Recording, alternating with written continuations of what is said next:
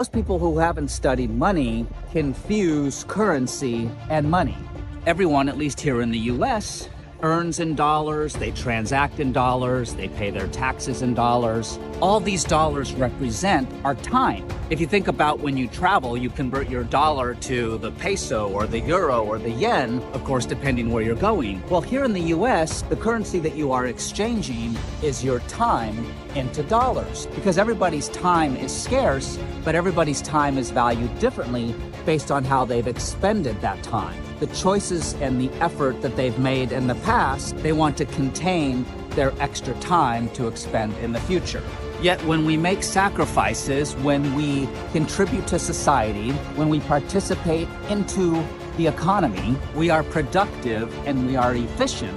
So we put in more value into the economy than we are taking out. In that case, we are using more of our time, and we do this to benefit our future. There may be times in the future where we can't work, or we don't want to work, or we want to save for something. And so rather than just expend the minimal amount of time that we need to get what we need for that day, just that day's food, that day's electricity, transportation, bills, we spend more of our time with the understanding that we can extract that time in the future for the goods and services that we need, the excess of the work and effort that we provided. And depending on the birth lottery of whatever flag you become tethered to, you are legally required to earn, transact, and pay taxes in the political currency that is issued within those borders. The problem is that those currencies are inflated, which of course debase the value of each one of those units, meaning your time is being devalued. Your time is being stolen from you, quite literally. This is why in many countries, ones with hyperinflation or much higher rates than we have here in the US, the citizens aren't incentivized to save or plan for the future. It's very difficult for them to build because their money cannot be carried forward in time because it's just devaluing faster than they can even earn it. They're forced to take second jobs, third jobs. They have to buy cheaper food, cheaper goods, cheaper services, and they have to take risks and try to increase the nominal number of currencies because if currencies are debasing, you need to have more of them to consume. Because of this, the narrative is always, well, you need to grow your money. You need to make more money. A lot of us have been proponents of that. A lot of us have been programmed and conditioned that this is what we do. The truth is, you can't grow your money. It's just the opposite. Money shrinks. If you have a $10 bill, that $10 bill will never grow. Whatever goods you can buy today for those $10, you will buy 50% less of those goods years from now. When we say grow your money, what we really mean, you need to earn additional units. You need to earn additional dollars. Why? Central banks inflate them. They pour more dollars into the system. It's going to dilute. It's going to be worth less. Even if we don't increase the amounts of goods and services and calories or whatever that we need, we're going to need more currency in the future. And this is part of the problem of why people confuse currency for money, because we call cash money. We call dollars money. But it's because we forget. We are now all exchanging in coupons. We are all exchanging in receipts. We are not exchanging in the actual money. Gold was obviously money for 5,000 years. Around the world, everyone accepted gold as money. It came the closest out of all the things in history that we attempted to use, whether tobacco, whether seashells, beads, stones, hides, whatever it was that we could find or dig up to store our past energy, to trade for future energy, gold ended up being the best. And Bitcoiners know this, but for those of you who are new, the reason gold ended up being the best is because of all of its properties. It was the hardest to make. It was durable. It wouldn't deteriorate.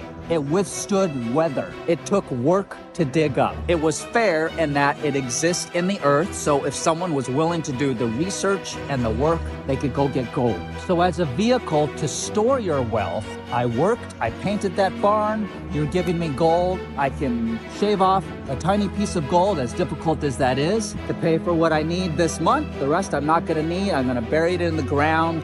It was human capital.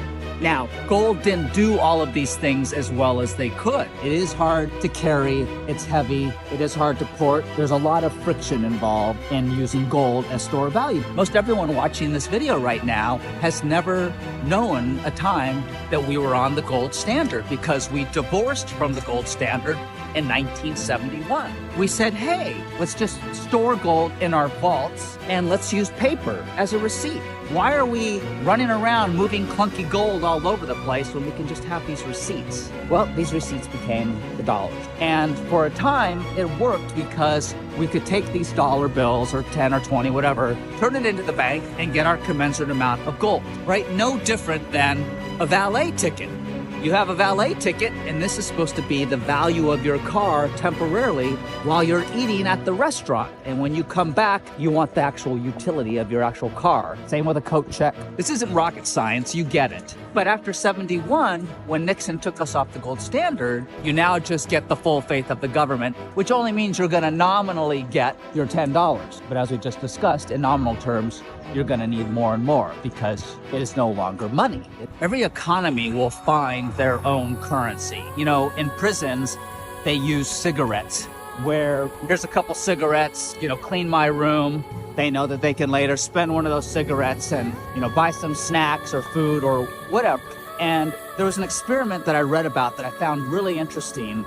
This prison didn't like that they had their own economy, so they bought tons of cartons of cigarettes and just put them all out in the main rec area, whatever you call that area where they all congregate and hang out. They basically just printed cigarettes and they just poured them in to the prison economy. And suddenly prisoners weren't willing to do other things for others to earn cigarettes because they weren't worth anything. And no different that happens with any fiat currency in any country. You can imagine what happened. So with all of these cigarettes, the prisoners became more compliant. This makes me think about our fiat system, how in a way we are sort of in a prison when they just continue to pour more dollars in.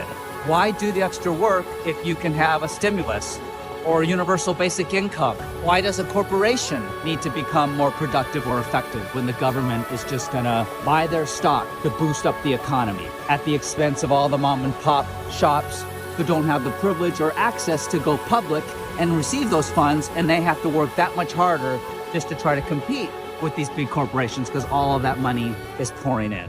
And this is essentially debasement. And it has happened throughout history. It's why hundreds of currencies have failed over time. It doesn't matter what they are because none of these things are scarce, as easy as they may have been to become a medium of exchange. We can hopefully at least save our dollars, keep them from getting stolen out of our house by sticking them in a bank. Put them in CDs, we can put them in bonds, we can put them in stocks, artwork, we can put them in real estate. We try to find whatever we can, but again, we're not growing our money because this is currency, and currency is not money because it doesn't store value.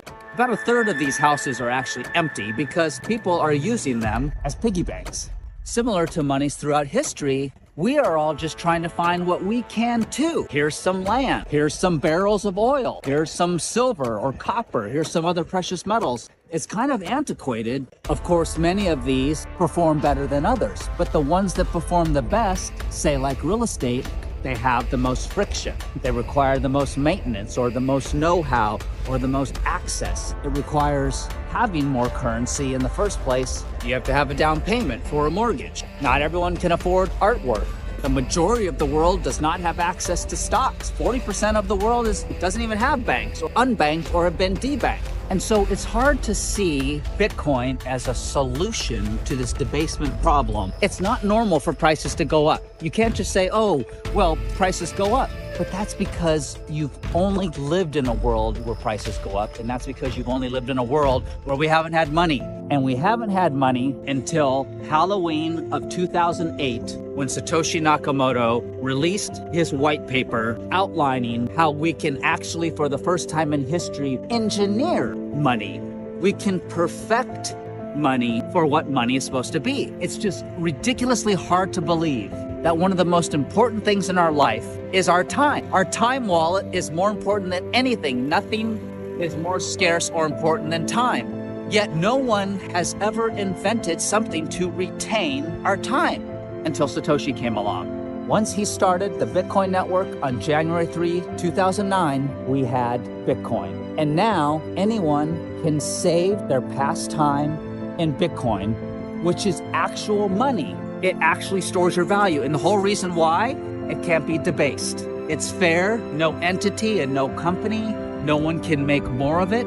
Whereas gold is found in the ground or seashells in the ocean, feathers off of a bird, Bitcoin is found in time. And only so much Bitcoin comes into the supply in the future, in time. So none of us can time travel to go get Bitcoin in the future. We have to wait for time. And as of this recording, through the 16 years of Bitcoin, 94% of all the Bitcoin is now in the circulating supply that the entire world can save in and transact in, because Bitcoin not only is money, but it just so happens to be a currency. See, money doesn't have to be a currency. Money has to be a store of value. Like houses, people are using as a store of value, but it's clearly not a currency. Real estate is very difficult to buy coffee with, and I don't know anyone in my neighborhood that's gonna let me slice off a piece of gold and buy something. But because Satoshi designed this for our digital age, he perfected it as a store of value by making it scarce, but also as a currency because it's digital, lightning fast, cryptographically secured. As amazing and groundbreaking as it is that Bitcoin sends value peer-to-peer without an intermediary, the bigger idea is that it stores value without an intermediary. That is what money is. If it so happens to also be able to operate as a currency, that's great. All money, whether a good form of money or not, is a medium of exchange. Real estate is a medium of exchange. It's not a good medium of exchange. You can't just take the doors off and go buy some things with it and then not have some of the value of your house lost. You can't move the real estate. It's stuck. It's non-fungible. Each piece of real estate is very unique. You have to find a unique buyer. Take Apple stocks, take Amazon stocks. If I wanted to, I could say, hey, I'm gonna give you 5 Apple stock. Will you be my bookkeeper for the next month? Again, not a great medium of exchange because we're getting back into a barter system, which is what money was meant to solve, because I'm a chicken farmer and you bake cakes and I don't want your cakes and you don't want my chickens. This is why we have money. But money cannot be a medium of exchange at all unless it first stores value. Why would anyone exchange any token or commodity or anything, any asset of any type, if it didn't hold value?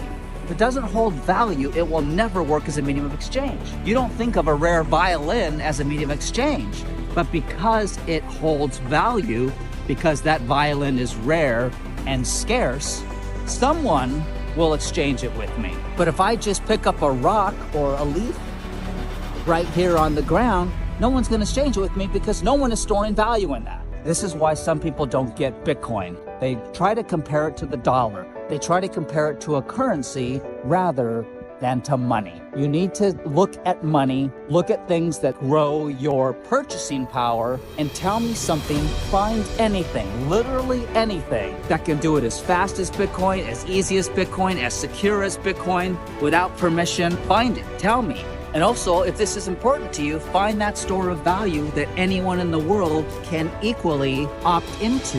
And anyone can choose it that doesn't raise the utility of something you're storing in, like housing. All the people that are storing in real estate are raising the utility of real estate for those who just need a place to live, not a piggy bank of an empty house. Show me another store of value where you aren't just passively giving corporations and companies your money who you may not align with. You may not approve of their practices or the products they make or the way they make them or what they're doing to the environment, but you need more dollars. You need to increase your currency. Because Bitcoin's only utility is to be money. That's all it does, is it just is money. Because of that, it does what we've been missing this whole time. It solves the problem of human capital preservation. So just think about how it is that you are saving. Because Bitcoin is the only one that does it fairly, does it peacefully, does it without displacing anyone. It doesn't favor you at the expense of anyone else. It's just so hard for us to think about in these modern times that we really have not had money. We've been trading currency, and you can't compare Bitcoin to a currency. It can be a currency, but it is money, and it is perfect money.